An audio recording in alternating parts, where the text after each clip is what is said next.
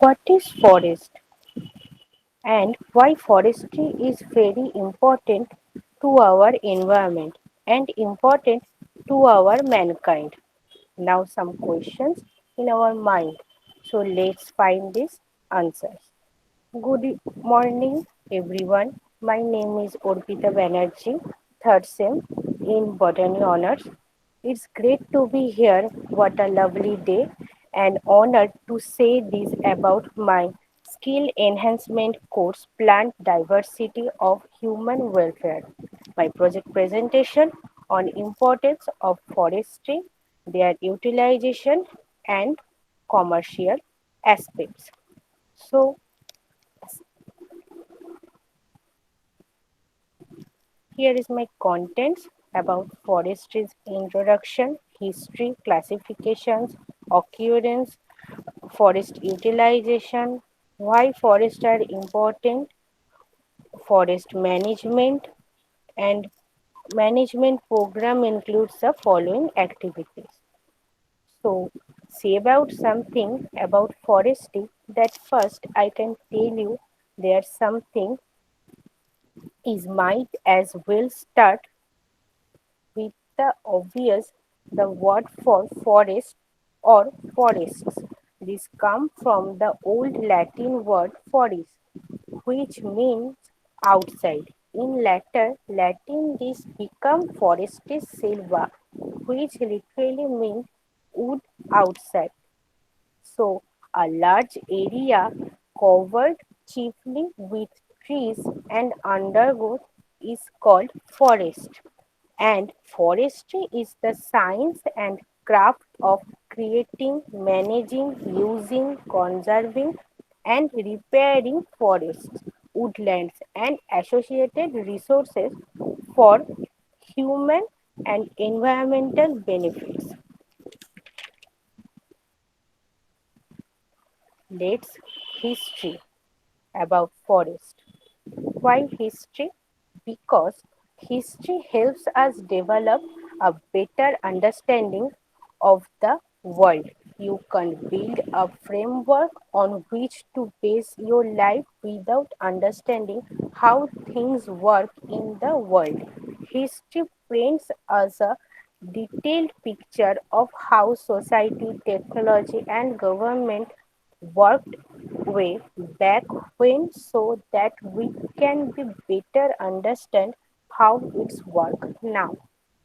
The history of modern Indian forestry was a process by which the British gradually opportunised forest resources for revenue generation. Trees could not be felled without prior permission and knowledge of the authority. From 1865 to 1894, forest reserves were established to secure material for imperial needs. The ancient world, it is believed that Homo erectus used wood for the first least 75,000 years ago. The oldest evidence of the use of wood for construction found at the Colombo Falls site in Tanzania dates from some 60 years ago. Yearly organized communities were located along waterways that flowed through the arid regions of India, Pakistan, Egypt, and Mesopotamia, where scattered trees along river banks were used much as they are today for fuel, construction, and handles for tools. Trees, their classification, manner of growth, and environmental characteristics that after them. This is in turn caused serious soil loss, slitting of streams and harbors, and the conversion of forest to a scrubby brush cover known as maquis. In medieval Europe, forest laws were aimed initially at protecting game and defining rights and responsibilities.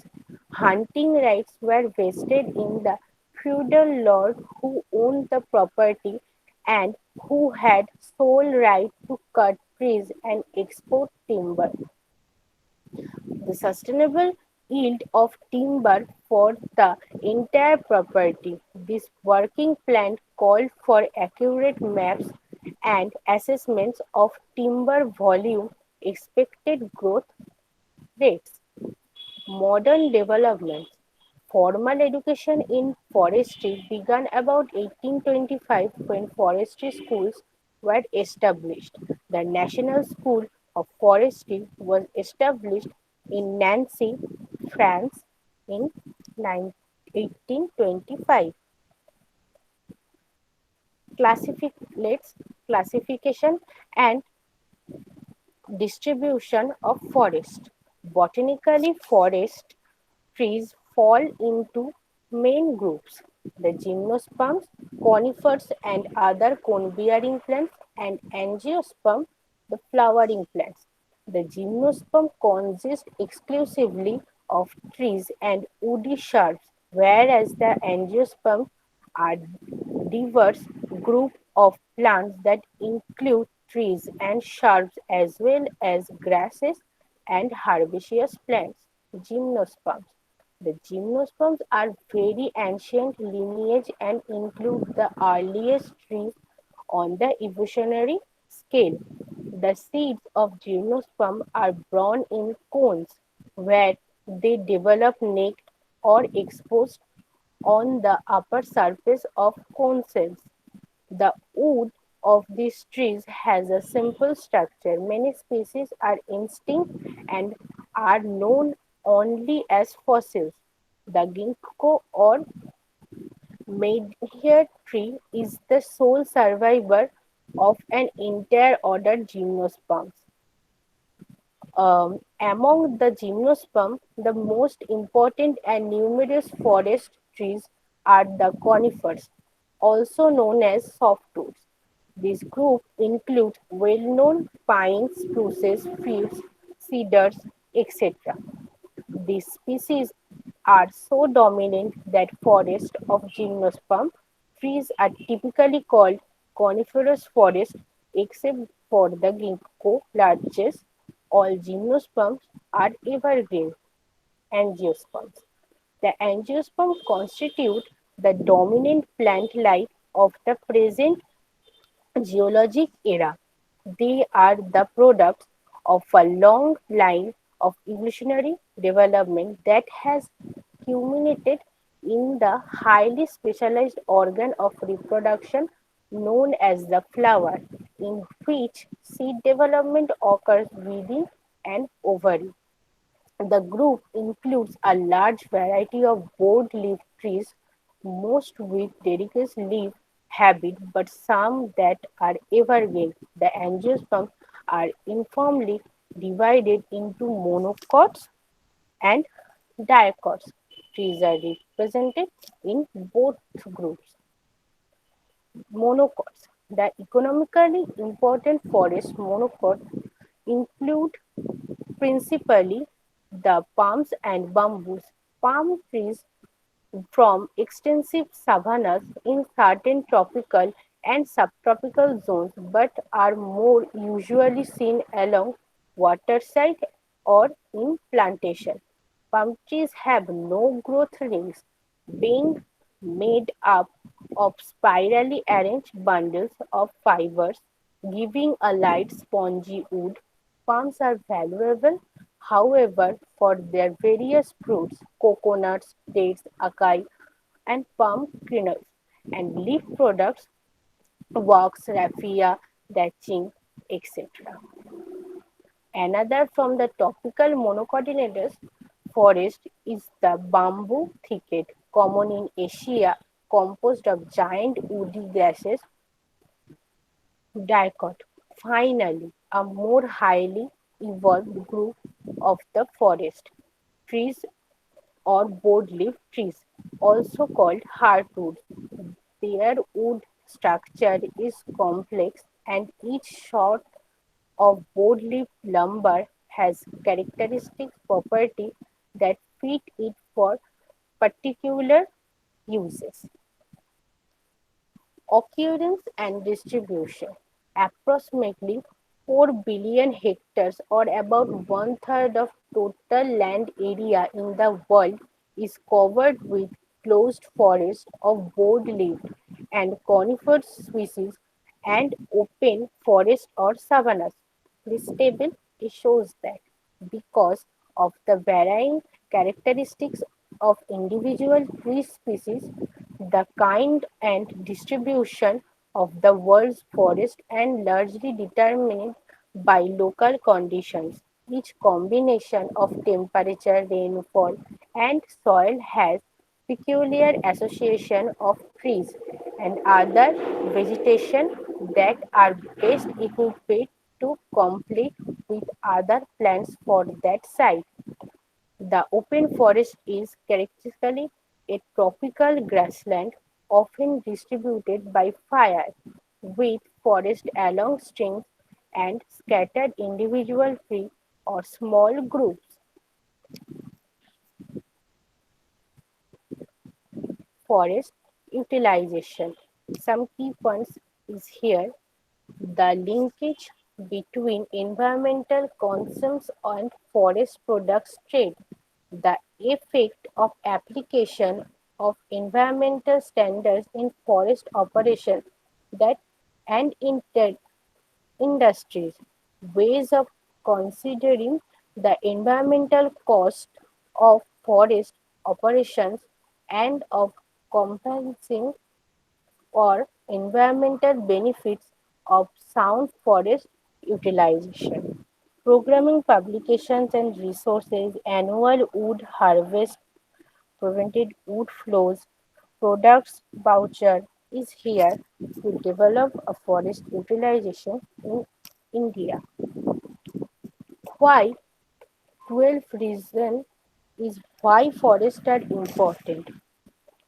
Forests are important because forests may not often be at forefront of our minds, but they surely are of inestimable value.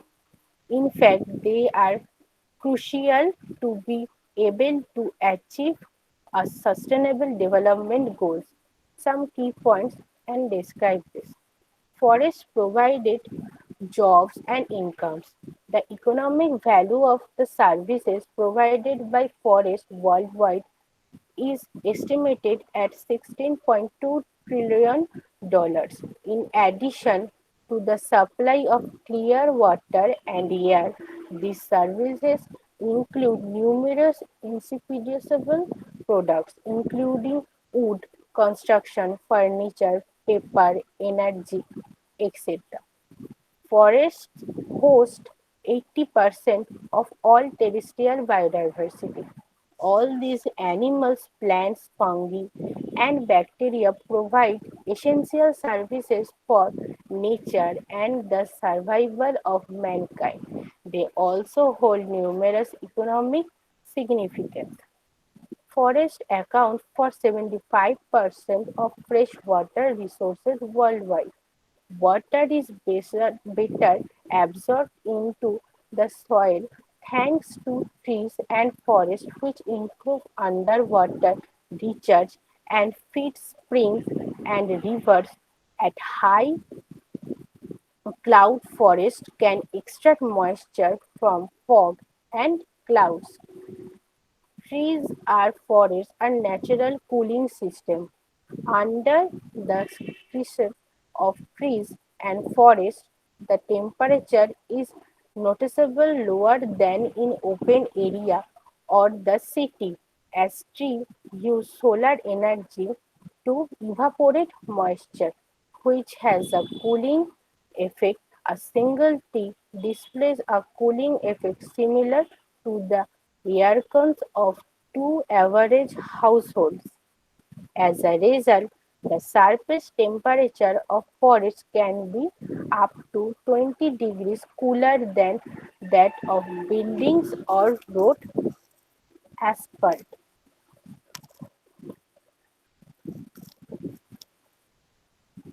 Forest legislation in India. There, the important forest legislation in India are the Indian Forest Act 1927, the Indian Forest Act 1927, the Worldwide Protection Act 1972, the Forest Conservation Act 1980, the Scheduled Tribes and Other Traditional Forest Dwellers Act 2006, but the National Policy Forest Policy 1988 is great and big honor to our India because there are some key points are showing.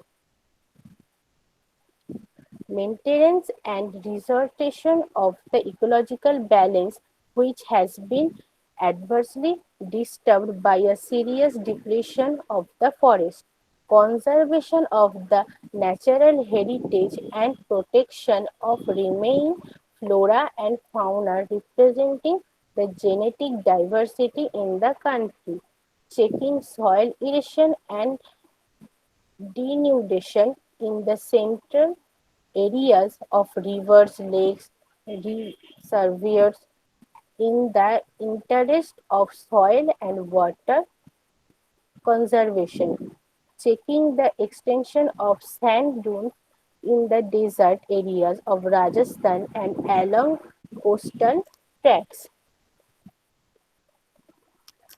Purpose and techniques of forest management. Multiple use concept. The forests of world provide numerous amenities and ecosystem services. In addition to being a source of wood products, the various public, industrial, and private owners of forest land may have quite different objectives for the forest resources they control. Sustain yield. Forest management originated in the desire of the large Central European landlords to secure development income to maintain their castles and retinue of servants. Forest products. The culture of trees in natural forest and plantation for the yield of lumber, palm, chips, and specialty products is a principal management objective. In many parts of the world, have harvest of wood for firewood and charcoal is the dominant use, and these products are often in short supply. Silviculture is the branch of forestry concerned with the theory and practice of controlling forest establishment, composition, and growth. Like forestry itself, silviculture is an applied science that rests ultimately upon the more fundamental natural and social sciences. Range and forage. Important among the broad spectrum of forest resources are the understory plants that can provide forage for grazing animals, both domestic and wild. Grazing livestock are useful to the forest manager.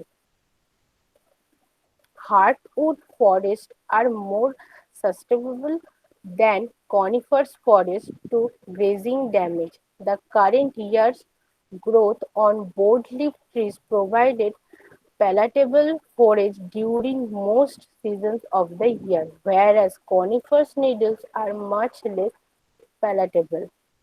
In agroforestry, a practice known as silvopasture or dehisa specifically seeks to combine trees with forage and livestock production. The components are structurally and functionally combined and actively managed to optimize the positive biophysical interactions between them. These forms of agroforestry is a partial and low-cost means of implementing integrated land management which seeks to reduce human impact on land and promotes long-term sustainable and renewable forest management, especially for small-scale producers.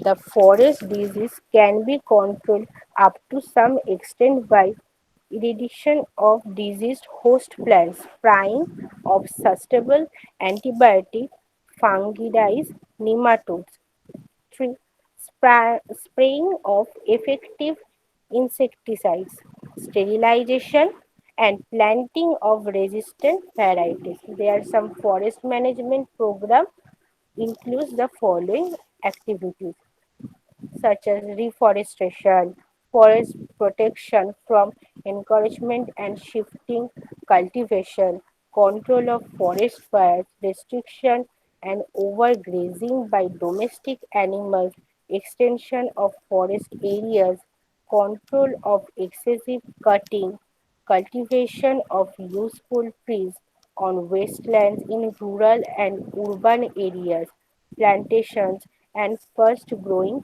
trees. Conclusions. Forests and the products they provide are universally required for the construction of human society as we know it. Given this situation, therefore, it is imperative that we discover mechanisms to manage the forest for all the benefits it can provide in a sustainable manner. Some resources about forest acknowledgement. I would like to express my special thanks of gratitude to our HOD, Dr. Madhusri Das, who have the golden opportunity to do this wonderful project work on importance of forestry, their utilization and their commercial aspects, which also helped me in doing a lot of research and I came to know about so many things. Secondly, I would also extend my gratitude to Dr. Shoma Ghosh, the principal of HMMCW, and to all teachers of botany department for providing me their valuable time and support. Lastly, I would like to thank my parents and my friends who helped me a lot finalizing this project within the limited this frame. That's the end of my presentation. I hope you enjoyed it. Thank you very much.